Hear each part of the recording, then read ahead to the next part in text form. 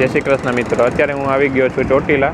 સૌથી પહેલાં તો અત્યારે વાગી ગયા છે 9 અને ચોટીલા જે ચામુંડ માતાજીનું મંદિર છે ત્યાં સામે જે બસ સ્ટેન્ડ છે ત્યાં હું અત્યારે ઊભો છું। હું તમને પહેલાં અહીંયા તમે જોઈ શકો છો, આ જે છે ને તે ચામુંડા માતાજીનો ગેટ આપણે ચોટીલાના અંદર જવા માટે, અને આ જે તમને સામે દેખાય છે ને એ આપણે ચોટીલા ડુંગર છે, ત્યાં ઉપર ચામુંડા માતાજીનું મંદિર આવેલું છે।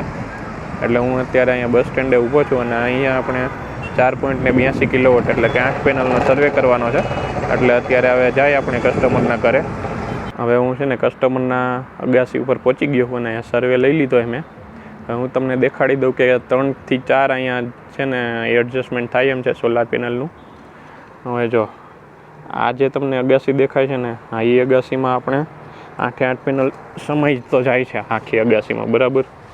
પણ હવે વાંધો એ પડે છે કે અહીંયા છે ને આ જે છે ને એમાં 3 પેનલ સમય, એની આગળ 3 પેનલ, ને જ્યાં તમને નળ દેખાય છે ને અહીંયા 2 પેનલ સમય જાય એમ છે। પણ જો ભવિષ્યમાં એની આગળવાળા આપણે સોલારનું કરે તો આપણે પછી છાંયો આવે, એટલે આપણે એ એક જે એડજસ્ટમેન્ટ છે એ કેન્સલ રાખ્યું। પછી હજી એક બીજું એડજસ્ટમેન્ટ એવું છે કે આ જે સોલાર અને ટાંકો છે ને એ આપણે આમ ઓલી બાજુ ખસેડી લઈ, કેમ કે અહીંયા હજી 40 ઇંચની જગ્યા છે, એટલે તો છે ને અહીંયા 4 પેનલની 2 લાઈન થઈ જાય।